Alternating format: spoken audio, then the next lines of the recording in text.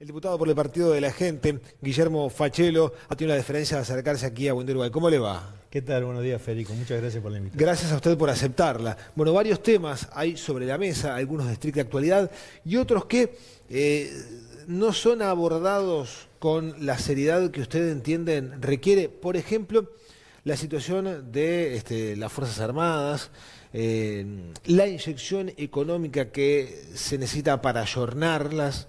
Y bueno, el tema de la caja militar que lo abordamos en otro capítulo. Bueno, en principio tenemos que, como dije, como tú decías muy bien en la introducción, el tema de las Fuerzas Armadas tenemos que abordarlo con sinceridad y con seriedad.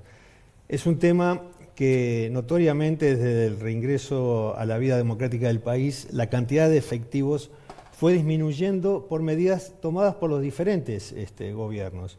En el año 84 teníamos una dotación de efectivos de alrededor de 44.000, hoy tenemos la mitad y tenemos el doble de jubilados y pensionistas. Entonces es obvio que el desfasaje financiero del sistema de retiros y pensiones se dé de esa manera.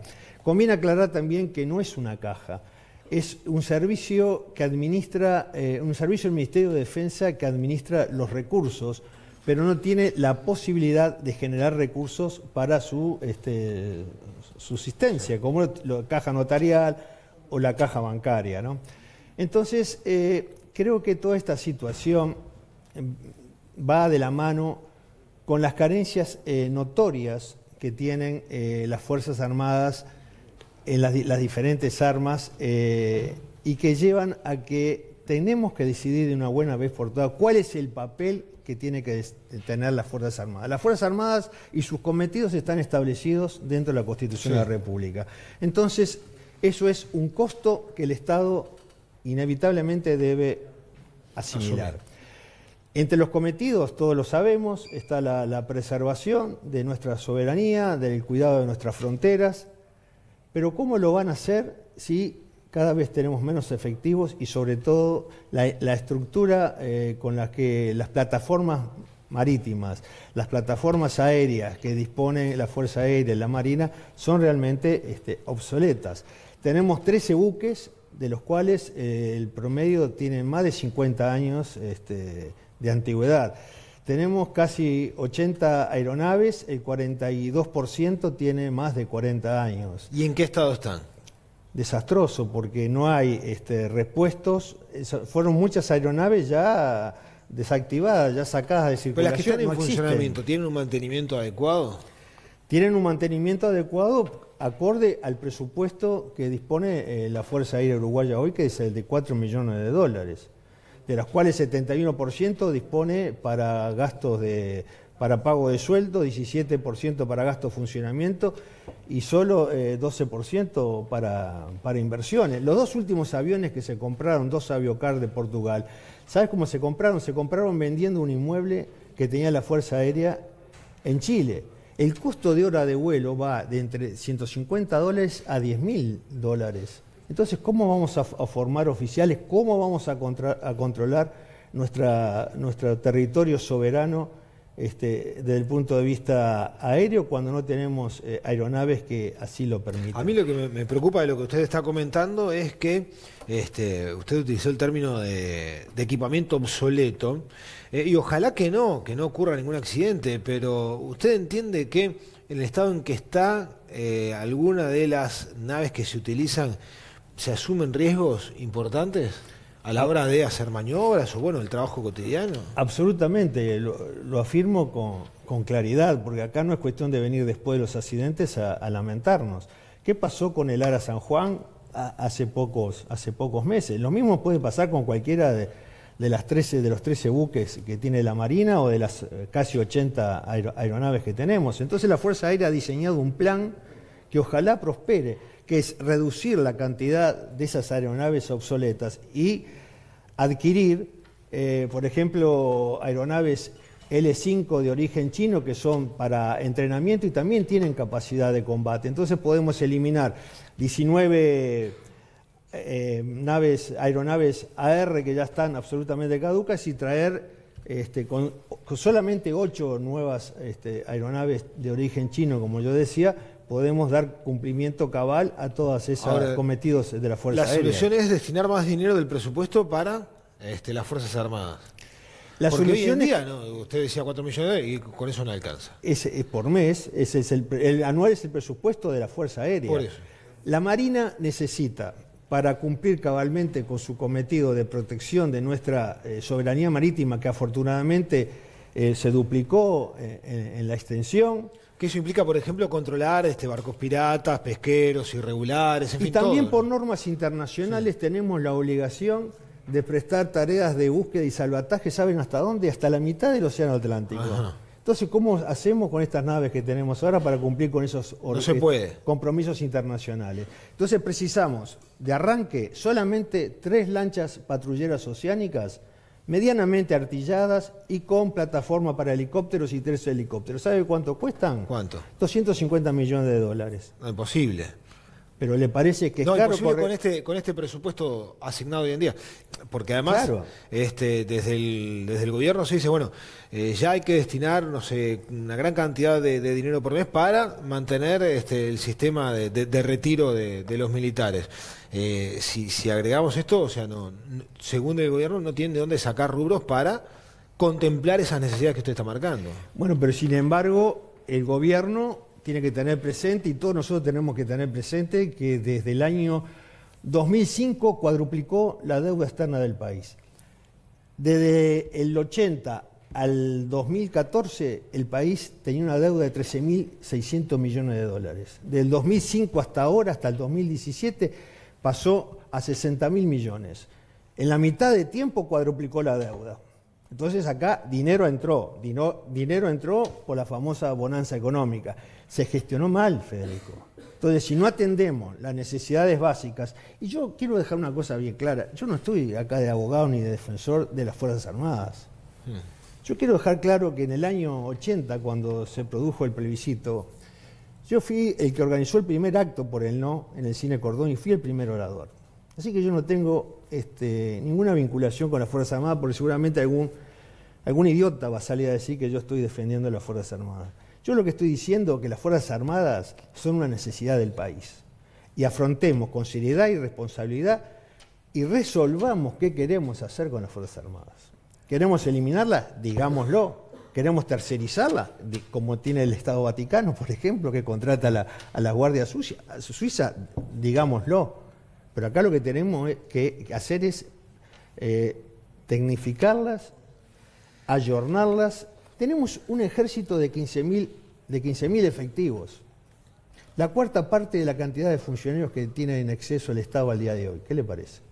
Son datos que Usted dijo algo para tener al comienzo de la charla utilizó un término que a mí me dejó pensando y habló de sinceridad. Sí.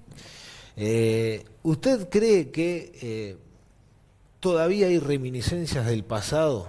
¿O esa es la teoría que usted maneja, que todavía hay reminiscencias del pasado, rencores del pasado, heridas que no han sanado aún, que hacen que algunos actores del gobierno tengan esta actitud para con las Fuerzas Armadas? ¿Esa es su teoría? No lo creo, estoy convencido, pero haces bien tú en decir que algunos actores del gobierno, porque en ese conglomerado de sectores que tiene el Frente Amplio, algunos están de acuerdo en priorizar un nuevo funcionamiento para las Fuerzas Armadas, como el propio MPP.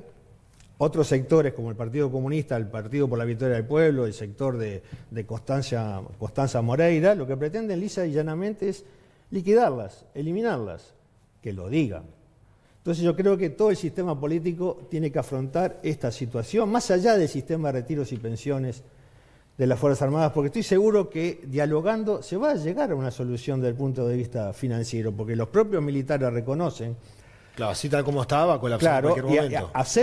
Aceptan el aumento de la edad para el retiro obligatorio, aceptan eliminar las circunstancias de jubilarse con el grado inmediato superior, pero tenemos que también ver lo que ganan los efectivos que están al día de hoy en actividad, ¿no? Un soldado gana 18.000 pesos, un policía gana el doble. Exactamente. Desde los otros días cuando se hacía referencia a lo exitoso del procedimiento policial en cuanto a la desarticulación de la banda que robó el hotel de Punta del Este, se hacía referencia a que buena parte de los procedimientos exitosos se deben a que se mejoran las condiciones de los policías, incluido el sueldo, ¿no? Las condiciones de trabajo, incluido el sueldo.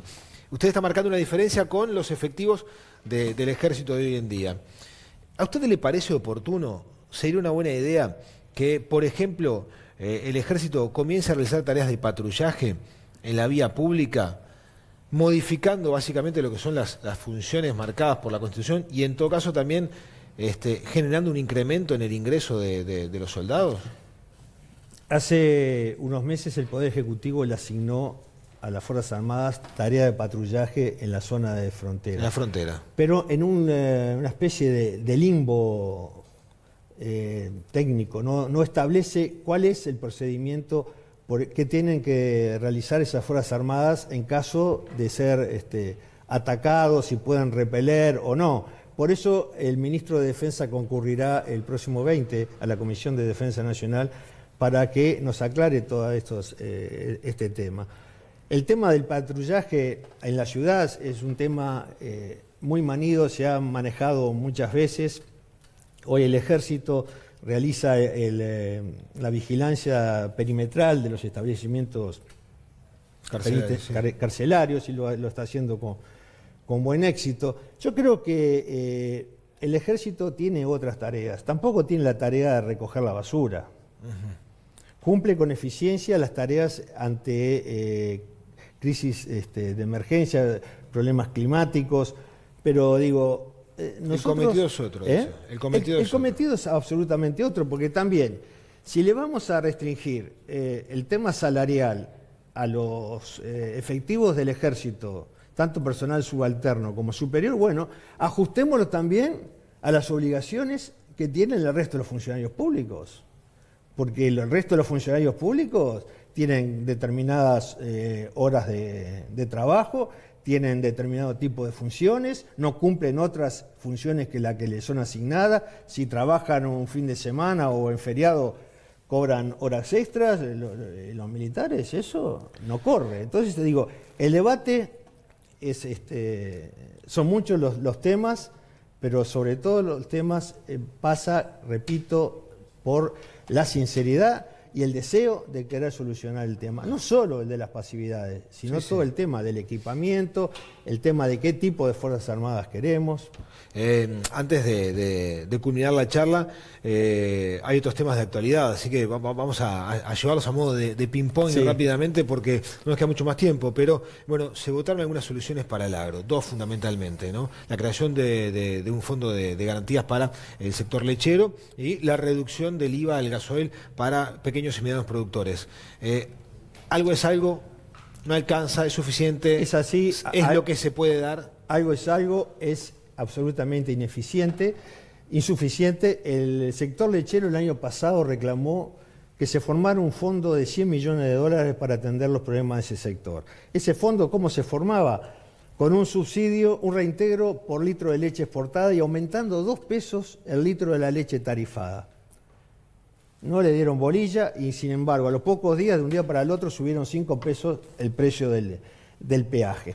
Estamos viviendo una crisis en el sector agropecuario, que es el motor de la economía del país y toda la cadena agroindustrial. Es el motor de la economía del país, es el eje de nuestra soberanía económica y alimentaria, y sin embargo no le damos bolilla, Federico. Y pero esta no crisis, se le da con estas medidas, o sea, es absolutamente un paliativo. Y hay una reacción. En la famosa crisis del 2002, el presidente Valle bajó el gasoil para todo el mundo, el 10%, bajó la contribución rural. Acá las intendencias aumentaron las intendencias aumentaron la contribución un 18%. ¿Y para qué? Para nombrar eso le compete a la familia. Le compete a todos los partidos. A todos los partidos. Yo no estoy hablando contra el Frente Amplio, estoy hablando de quiénes administran hoy el poder. Recordemos lo que fue la crisis del 2001 y 2002, que fue una crisis que vino del exterior. Acá apareció brote de aftosa mató la colocación de nuestro producto principal, la carne, en el exterior. Eso le salió al país 800 millones de dólares que pagaron los productores, la industria frigorífica y todos los ciudadanos. Y en 2 años, por hacer las cosas bien, volvimos a entrar en el mercado cárnico estadounidense. Y hace 17 años Argentina todavía no pudo entrar. Después nos pegó la crisis del 2002 con la devaluación argentina y la corrida que hubo en nuestra plaza financiera. Y que todos factores exógenos. Tabaré Vázquez, por el contrario, se le alinearon los astros. En el 2005, cuando él asume, se había planteado soja, el precio de la soja, ¡pumba! Se disparó, bienvenido, bajaron los intereses en Estados Unidos, los inversores aparecieron por estas playas, bienvenidos, apareció la primera planta de UPM. Usted recién, al pasar, habló de los intendentes. Sí. El Partido de la Gente convocó a un llamado a interesados para ser candidato a intendente de los distintos departamentos. Simplemente, ¿cuántos se presentaron? Alrededor de 1.100 y en todos los departamentos. ¿Esperaban esa respuesta? Sí, esperábamos, porque cuando en nuestras recorridas veíamos el interés de los ciudadanos en participar de la vida activa, y este aviso les resultó muy bueno para ello. Y otro tema, antes de terminar, sí. No solo nos preocupamos por la candidatura de los intendentes, también nuestro partido, nuestro líder lanzó una propuesta que es tan importante como la de la solución a las Fuerzas Armadas. Es que analicemos una verdadera reforma del Estado y considerar si esa reforma del Estado no pasa también por analizar la división política y administrativa que tiene el país. ¿Necesitamos 19 juntas departamentales, 19 jefaturas de policía? Lo conversamos la próxima. ¿Cómo no? Con usted o con Novik o con ambos. Será un gusto recibirlo. Fachero, muchas gracias por su visita aquí en Buen Día Uruguay.